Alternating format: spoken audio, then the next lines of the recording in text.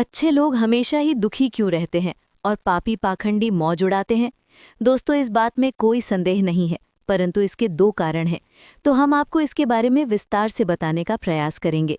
पहले बात करते हैं कि अच्छे लोगों को भगवान दुख क्यों देते हैं। तो चलिए इस धार्मिक कहानी के द्वारा आपको समझाने का प्रयास करते हैं। एक बार की बात है, किसी नगर में अपनी 3 बेटियों के साथ एक विधवा स्त्री रहती थी। जवानी में ही उसका पति गुजर गया और 3 बेटियों का पालन पोषण करने की जिम्मेदारी उस अबला नारी पर आ गई थी। अपनी बेटियों को लेकर वो विधवा नारी कहाँ जाती? बेटियों को अकेला छोड़कर वो कोई काम भी नहीं कर पा रही थी। ऊपर से समाज की उल्टी सीधी बातें उसे सुननी पड़ती थीं। बेबस लाचार उस महिला का कोई सहारा नहीं था। वो अपने पति को याद करके उन बच्चियों को जैसे तैसे पाल रही थी। फिर एक दिन वो अत्यधिक चिंता करने के कारण बीमार पड़ गई। उसे उन बच्चियों की चिंता थी कि इनका क्या होगा, कैसे इनका पालन पोषण होगा। इन्हीं बातों को सोच सोचकर एक दिन उसकी तबीयत बिगड़ गई और उसका अंत समय निकट आ गया। मृत्यु के समय यमराज का एक दूत उस विधवा स्त्री के प्राण लेने के लिए उसके पास पहुंच गया।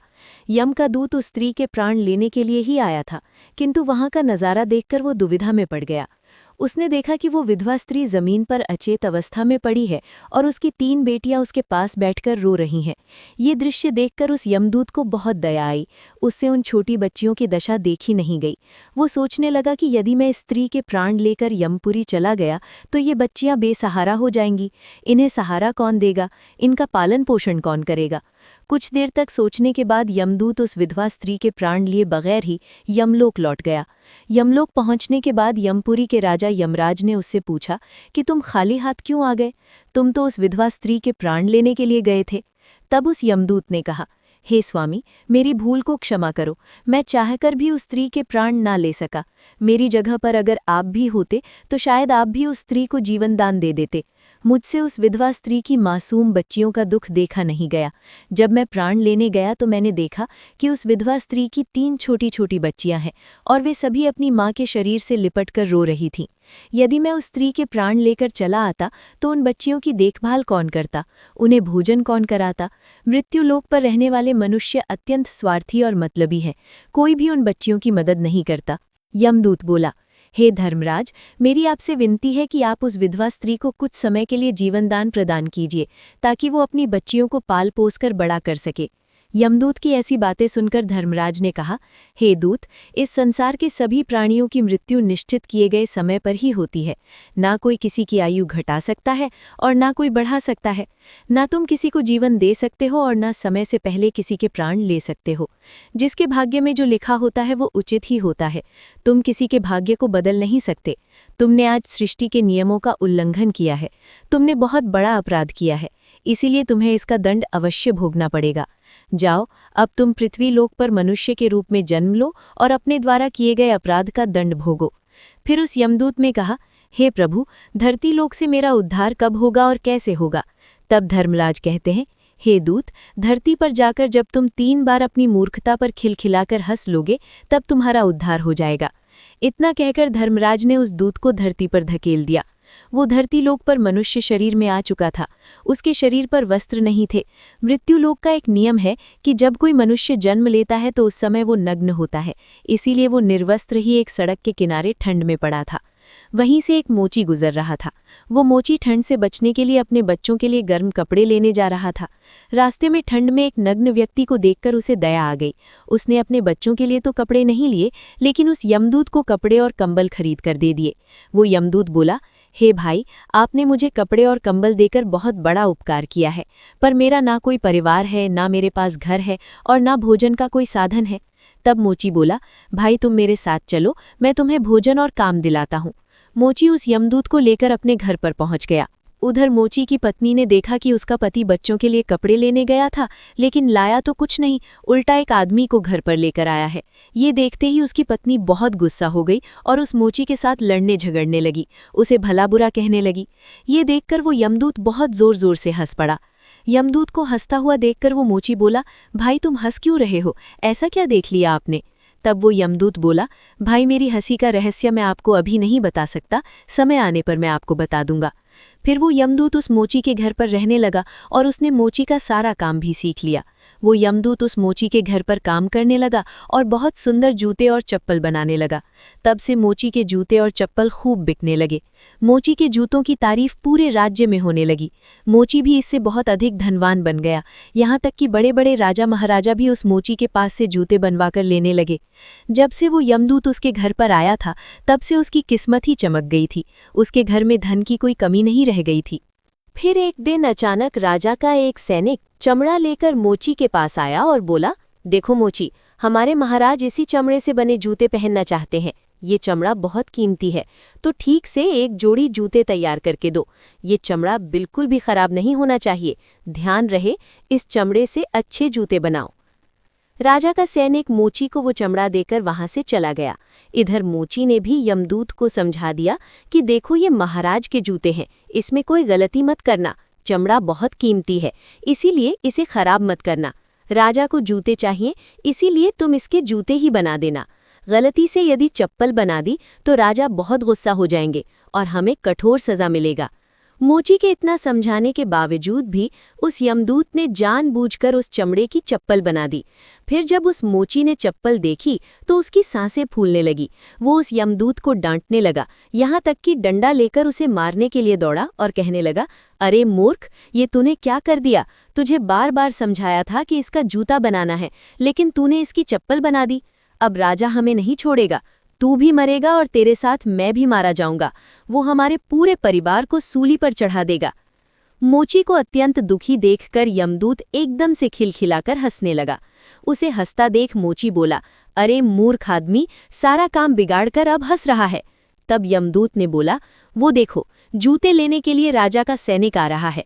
सैनिक को देखकर मोची के हाथ पैर फूल गए कि अब ये जूते मांगेगा तो मैं कहाँ से दूंगा। तब तक वो सैनिक पास में आ गया और बोला, हे मोची भाई, कल मैं जो तुम्हें चमड़ा दे गया था उसके जूते मत बनाना, चप्पल बना देना, क्योंकि राजा साहब का देहांत हो गया है और यहाँ की ये प्रथा है कि मरने वाले व्यक्ति को चमड़े की चप्पल पहनाकर अंतिम क्रिया की जाती है। सैनिक की बात सुनकर मोची को ऐसा लगा जैसे मरे हुए शरीर में प्राण फिर से आ गए हों। उसके हाथ से डंडा छूटकर जमीन पर गिर पड़ा और उसने यमदूत के पैर पकड़ लिए और उससे माफ़ी मांगने लगा। यमदूत मोची की इस हरकत पर खूब जोर जोर से हंस रहा था। मोची ने पूछा, हे भाई, तुम क्यों हंस रहे हो?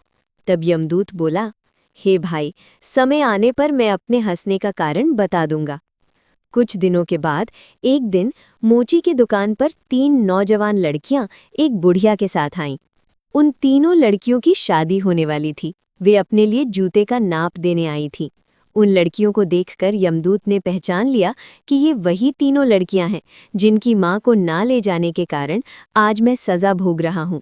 पर ये लड़कियां तो अब जवान हो चुकी हैं, काफ़ी सुंदर भी हैं, किसी अच्छे घर में पली बढ़ी मालूम पड़ रही हैं। तब यमदूत ने उस बुढ़िया से पूछा, हे माता, ये तीनों कन्या कौन है? उस बुढ़िया ने कहा कि इनकी माँ बचपन में ही इन्हें छोड़कर चल बसी। इनका कोई सहारा नहीं था, तो मैंने इन्हें अपने पास रख लिया। मेरे पास करोड़ों की दौलत है, पर दुर्भाग्य से मेरा कोई नहीं है, तो मैंने इन्हें अपने पास रख लिया। इन्हें पढ़ाया लिखाया, इनकी परवरिश की। आज बहुत ही ऊंचे घराने में इनका विवाह करने जा रही हूँ। लड़कियों का भाग्य देखकर यमदूत सोचने लगा कि परमात्मा जो करता है अच्छा ही करता है। यदि उस समय इनकी माँ नहीं मरती तो ये तीनों भयानक गरीबी भूख में पड़ी रहती, लेकिन आज ये लड़कियाँ बहुत बड़े घरों की बहुएं बनने जा रही हैं और इस बुढ़िया की करोड़ों की संपत्ति की मालिक भी बन चुकी हैं। ये बात सोचकर वो यमदूत जोर जोर से हंसने लगा। अब वो 3 बार हंस चुका था। यमदूत को हंसता देखकर मोची ने पूछा, हे भाई, अब तुम किस लिए हंस रहे हो? कृपया अपनी हंसी का रहस्य समझाओ। तब यमदूत बोला, हे भाई, मैं 3 बार हंस चुका हूँ, अब मैं तुम्हें अपनी हंसी का कारण बताता हूँ। सुनो, मैं एक यमदूत हूँ। अभी अभी जो 3 लड़कियों जूते का नाप देने आई थीं, जब ये तीनों छोटी थीं तो इनकी माँ मर गई। इन तीनों लड़कियों पर तरस खाकर मैं इनकी माँ के प्राण नहीं ले पाया। उसी कारण से धर्मराज ने मुझे श्राप देकर धरती पर भेज दिया। मैं निर्वस्त्र एक सड़क किनारे पड़ा था, तब तुमने मुझे अपने घर बुलाया। घर आकर तुम्हारी पत्नी तुमसे खूब लड़ी थी, वो भी इसलिए कि तुमने अपने बच्चों के कपड़ों के पैसों से मेरे लिए कंबल और कपड़े खरीद दिए। तब मैं पहली बार तुम्हारी पत्नी को देखकर बहुत हंसा था। तुम्हारी पत्नी उन पैसों को देखकर दुखी हो रही थी जो तुमने मेरे ऊपर खर्च किए थे, पर तुम्हारी पत्नी उस लाभ को नहीं देख पा रही थी जो मेरे आने के कारण होने वाला था। तुम्हारे घर की किस्मत बदलने वाली थी। दूसरी बार मुझे हंसी तुम्हारी मूर्खता को देखकर आई, जब तुम मुझे राजा के लिए जूतों की जगह पर चप्पल बनाने के लिए डांट रहे थे। तुम केवल उस राजा के जूतों के बारे में सोच रहे थे, किंतु तुम्हें ये पता नहीं था कि राजा के साथ क्या घटना घट गई। पूरे गांव को पता चल गया था कि राजा की मृत्यु हो चुकी है, लेकिन तुम्हारा ध्यान तो राजा के जूतों पर ही था। हम वही देखकर या सोचकर हर्ष मनाते हैं जो हम देखते हैं, पर हम उसे नहीं देख पाते जो हमें दिखाई नहीं देता। कई बार परमात्मा हमारे अच्छे के लिए, हमारी भलाई के लिए हमारे साथ कुछ बुरा करते हैं, पर हम उसी बुरे को देखकर परमात्मा को कोसने लगते हैं। हम उस अच्छे को नहीं देख पाते हैं जो भविष्य में हमारे साथ होने वाला होता है। कई बार हमारे साथ अच्छा होता है, पर भविष्य में हमारे साथ बुरा हो जाता है। उस घटना को हम नहीं देख पाते। किसी भी घटना के साथ अच्छे या बुरे दोनों तरह के परिणाम जुड़े हो सकते हैं। हमें हर घटना को समय की होनी समझकर चलना चाहिए। दोस्तों, अब हम आपको बताते हैं कि अच्छे लोग दुखी क्यों रहते हैं। इसके दोनों कारण यही हैं कि पहले तो अच्छे लोगों के साथ बुरा इसीलिए होता है कि बाद में उनके साथ कुछ बहुत अच्छा होने वाला होता है। दूसरा कारण ये होता है कि जब मनुष्य के साथ बुरा होता है तो वो ईश्वर के पास चला जाता है, ईश्वर का नाम स्मरण करता है, जिससे उसके सभी पाप और दोष मिटने लगते हैं। ईश्वर की भक्ति ही मुक्ति का सच्चा मार्ग है। केवल अच्छे लोगों को ही ईश्वर की भक्ति करने का मौका बार बार मिलता है। तो दोस्तों, इस प्रकार से वो यमदूत उस मोची को ये सीख देकर वहां से यमलोक चला गया। उम्मीद है आपको ये कथा अच्छी लगी होगी। वीडियो को लाइक जरूर करें और कमेंट में जय श्री कृष्ण अवश्य लिखें। साथ ही चैनल को सब्सक्राइब करें ताकि ऐसी ही आध्यात्मिक जानकारी आपको प्राप्त हो। मिलते हैं अगले वीडियो में। आप सभी का धन्यवाद।